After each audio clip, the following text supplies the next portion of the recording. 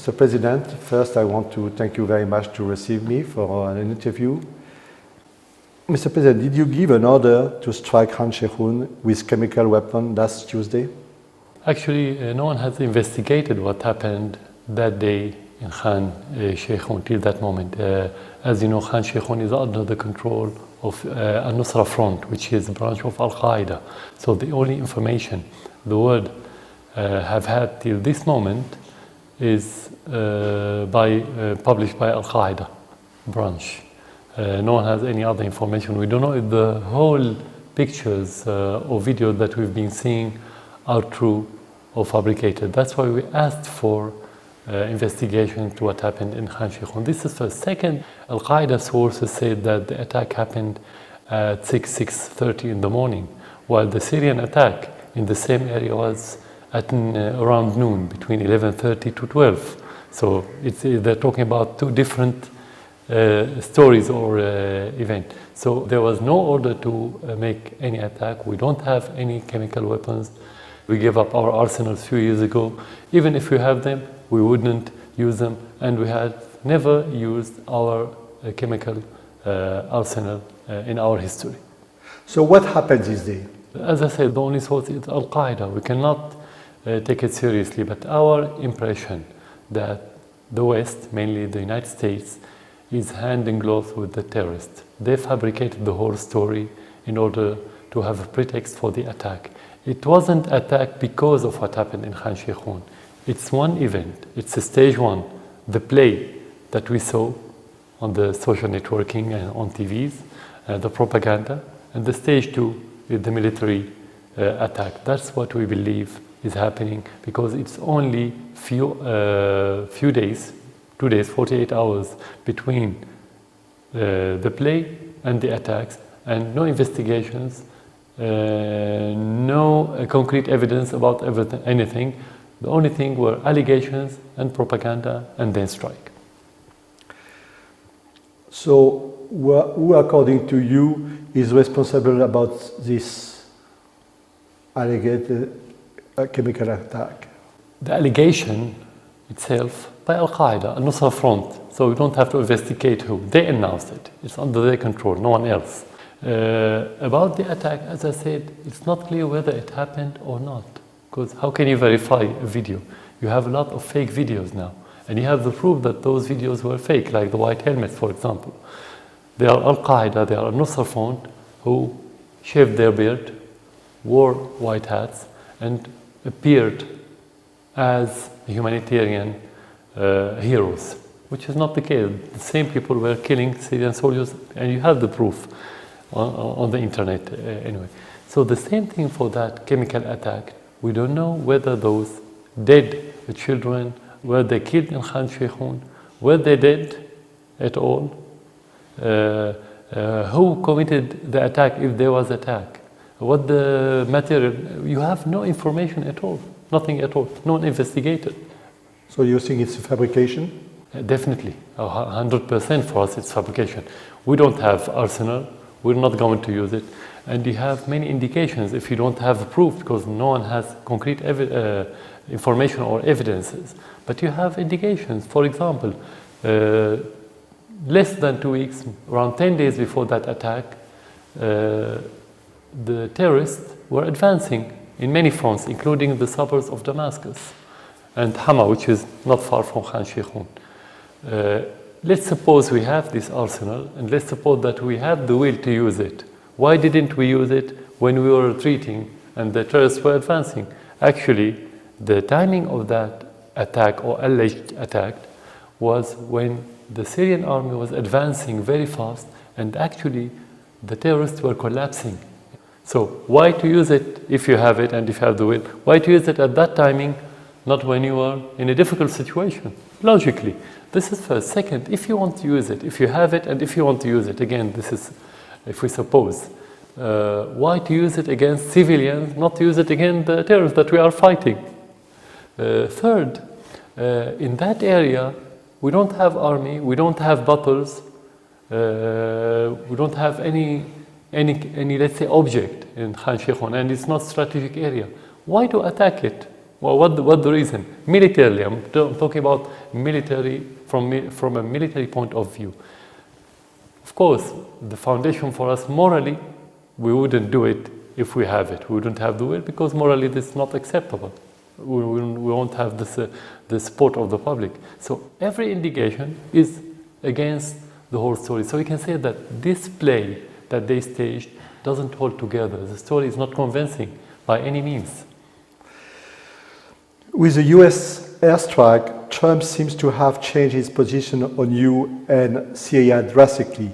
Do you have the feeling that you lost what you have called a potential partner? I said if it was conditional. Yeah. If they are serious in fighting terrorists, we're going to be partnered. I said not only the United States, whoever wants to fight the terrorists, we are a partner.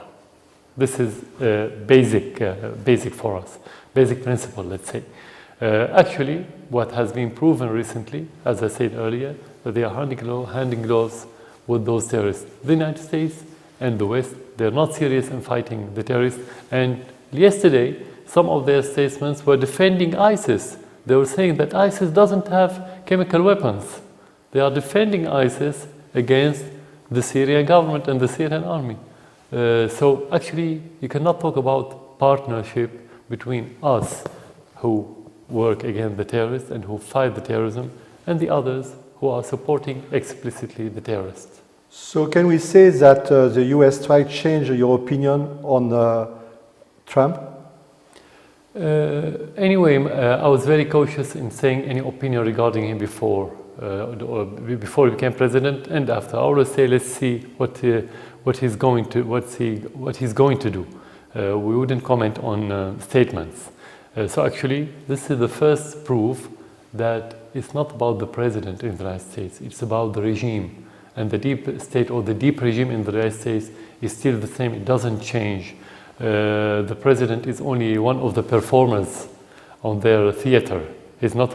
If he wants to be a leader, he cannot, because, as some say, he wanted to be a leader. Trump wanted to be a leader, but every president there, if he wants to be a real leader, he later is going to eat his words, swallow his pride, if he has pride at all, and make 180-degree U-turn. Otherwise, he will pay the price politically. But do you think that it will be another attack? As long as the United States being governed by this complex of military-industrial complex and the financial companies, banks, and this what call deep regime, and work for the vested interests of those groups, of course, it could happen anytime, anywhere, not only in Syria. And your army or the Russian would retaliate if it's happened again? Yeah. Actually, if we want to talk about retaliation, we are talking about missiles coming from hundreds of miles, which is out of our reach. But actually, the real war in Syria is not about those missiles. It's about supporting the terrorists. This is the most dangerous part of this war. And our response is going to be what we started from the very first day, is smashing the terrorists everywhere in Syria. When we get rid of the terrorists, we wouldn't worry about anything else that time. So this is our response. It's a response, not reaction.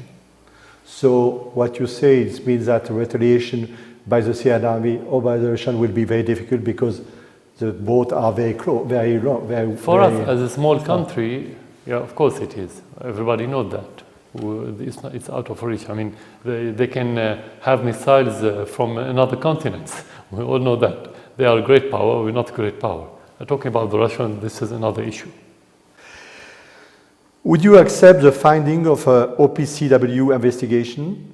Since the very first time when we had in 2013, I think the first attacks by the terrorists on the Syrian army by chemical missile at that time, we asked for investigation. We were the one who asked for investigations every time there was chemical attacks or allegations about chemical attacks. We asked. And this time we are discussing with the Russians yesterday, during these the last few days after the strike, that we are going to work with them on international investigation. But it should be impartial. We can only allow any investigation when it's impartial, when we make sure that the unbiased country will participate in this delegation in order to make sure that they won't use it for politicized purposes.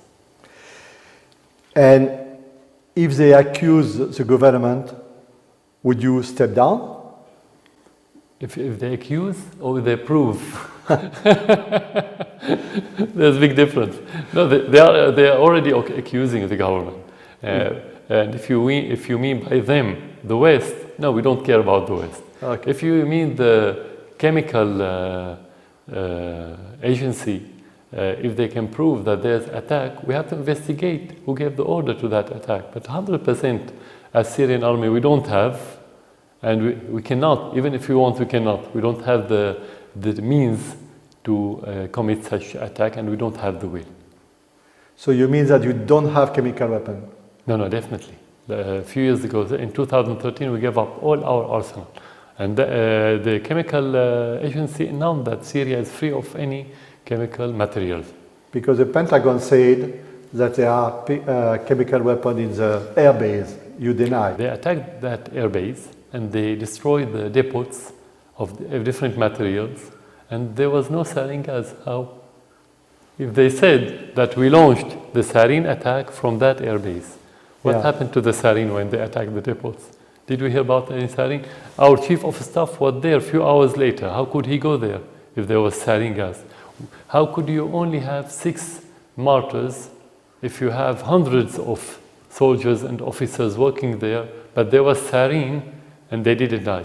It's the same fabricated videos that we've been seeing about Khan Shaykhun when the rescuers try to rescue the victims or the supposedly dead people or inflicted people, but actually they weren't wearing any masks or any gloves. How? Where's the sarin? This should be affected right away. So this is all allegation. This attack and these allegations is another proof that it was fabricated and there was no sarin anywhere. If you say that you didn't give any order, it is possible that the chemical attack could have been carried out by rogue or fringe element from the army? Even if you have rogue element, the army doesn't have chemical material. This is first. Second, rogue army cannot send airplane at their will whenever they want. It's airplane. It's not small car to take it from place to place or a small machine gun to use it. You can talk about somebody who's been using his pistol on his behalf the way he wants and break through. That could happen anywhere in the world, but not the airplane.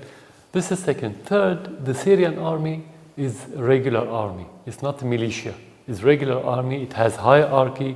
It has very clear way of orders. So this kind of rough personnel try to do something against the will of the leadership of the army never happened during the last 6 years of the war in Syria. Did the Russians warn you before the US attack and they were present in the airbase? No, they didn't warn because they didn't have the time to warn, because the Americans called them maybe a few minutes before the launching, or some says after the launching, because it takes time to reach the base. But actually we had indications that there was something that was going to happen, and we took many measures in that regard. Do you confirm that 20% of your air force has been destroyed in this attack, as the Americans said? I don't know what the criteria and what the reference of 20%, what the 100% for them. Is it the number of airplanes? Is it the quality? Is it the, the active airplanes and the stored airplanes? I don't know what do they mean by this. No, actually what we and the Russians announced about few airplanes being destroyed. Most of them are the old ones. Some of them were not active. Anyway, this is the reality. And the proof that we've seen the strike, we haven't stopped attacking terrorists all over Syria. So we didn't feel that we are really affected. Our firepower, our ability to attack the terrorists hasn't been affected by this strike. You know, your government said in the beginning that you hit a chemical weapon depot. Is it true? It was a possibility because when you attack any target related to the terrorists, you don't know what's in it. You know that this is target. It could be a store, it could be a warehouse, it could be a depot, it could be a camp, it could be a headquarters. You don't know, but you know that the terrorists using this place, and you attack it like any other place. And that's what we've been doing since the beginning of the war on daily basis, on hourly basis sometimes. Yeah. But you cannot tell what's within this. So that was one of the possibilities, that the airstrikes attacked a depot of chemical material, but this is conflicting again with the timing of the announcement. Mm-hmm. Not because only the terrorists announced it in the morning, but because their media, their pages on Twitter and on the internet announced the attack few hours before the alleged one, which is 4 in the morning. 4 in the morning announced that they're going to be chemical attack, we have to be ready. How did they know about it? Don't you think that Khan Shaykhun is a huge setback for you? For the first time in 6 years, the US attacked your army, and yesterday, after a brief honeymoon, Timmermans said that the reign of Assad family is coming to the end. Don't you think that Khan Shaykhun is a huge setback for you? There's no reign of Assad family anyway in Syria. He's dreaming, or let's say he's hallucinating.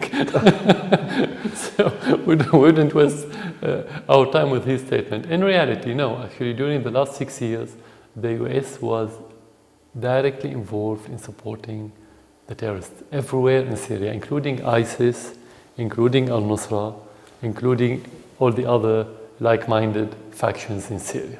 This is clear and this is proven in Syria. Well, if you want to talk about the direct attacks, actually only a few months ago there was more dangerous attack than the recent one. Just before Obama left, I think a few weeks before he left, it was in Deir ez-Zor in the eastern part of Syria when they attacked a very strategic mountain. It was a Syrian base, a regular Syrian army base, and that helped ISIS took over that mountain.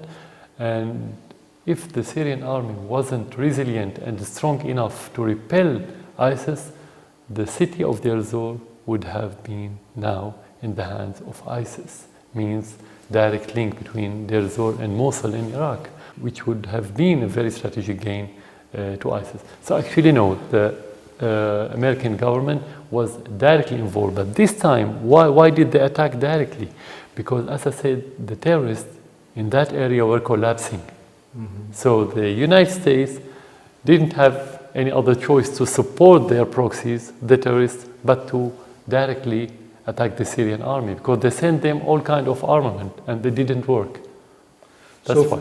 For you, it's not a huge setback after the honeymoon? No, it was actually part of the context, the same context for 6 years. Yeah. It took different shapes, but the core of the American policy and the Western policy toward what's happening in Syria, it hasn't changed at all.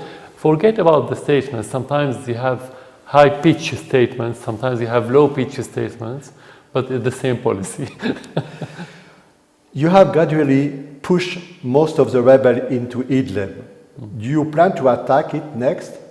We're going to attack terrorists anywhere in Syria, Idlib or any other place. What the timing, what the priority, this is a military issue, should be discussed on the military level. You said before that Raqqa is a priority for your government, but the forces advancing on the city are mostly US-backed Kurds. Aren't you afraid of being excluded from the liberation of Raqqa? No, we support whoever wants to liberate any city from the terrorists. But that doesn't mean to be liberated from terrorists and being occupied by American forces, for example, or by another proxy or another terrorist. So it's not clear who's going to liberate Raqqa. Is it really Syrian forces that's going to hand it over to the Syrian army? Is it going to be in cooperation with the Syrian army? It's not clear yet. But what we hear is only allegations about liberating Raqqa. We've been hearing that for nearly a year now, or less than a year. But nothing happened on the ground. So it's just, let's say, a hypothetical question because there's nothing concrete on the ground. The US and Russia are the co-sponsor of Geneva process. Because of the tension between the two countries, do you think that this process can continue? Look, there's a big difference between the process being active, which could happen anytime to reactivate the process, and to be effective. Till this moment, it's not effective. Why? Because the United States is not serious in achieving any political solution. They want to use it as umbrella for the terrorists, or they want to get in this forum what they didn't get on the ground in the battlefield. That's why it wasn't effective at all. Now, it's the same situation. We don't see this administration serious in that regard, because they still support the same terrorists. So we can say, yes, it could be reactivated, but we cannot say we expect it to be effective or productive. No. After 6 years, Mr. President, aren't you tired? Actually, the only thing that could make pressure on you, not the political situation, not the military situation, actually the human situation in Syria. The daily bloodletting, the daily bloodshedding, the suffering and the hardship that inflicted every house in Syria. This is the only painful thing that could make you feel tired, if it's accurate to say tired. Well, regard if you talk about the war, about the politics, about the relation with the West, no, I don't feel tired at all, because we are defending our country, and we're not going to get tired at all in that regard. What makes you lose sleep? Again, the suffering of the Syrian people, the humanitarian interaction between me and every Syrian family, directly or indirectly. This is the only thing that could deprive me from sleep from time to time, but not the Western statements and not the threat of the support of the terrorists. Today, there are people from Fua and Kifraya who will move from their village to Damascus or to Aleppo. You are not afraid that, in fact, it will be displacement of population, and Syria after the war will not be the same as Syria before? The displacement in that context is compulsory. We didn't choose it. We wish that everyone could stay in his village and his city, but those people, like many other civilians in different areas, were surrounded and besieged by the terrorists, and they've been killed on a daily basis, so they had to leave. But of course, they're going to go back to their cities after the liberation. That happened in many other areas where the people are going back to their homes. So it's temporary. Talking about demographic changes is not in the sake or in the interest of the Syrian society when it's permanent. As long as it's temporary, we wouldn't worry about it. Mr. President, I want to thank you very much for this interview. Thank you. It was very interesting, and not at all. Thank you very much for Thank you. This.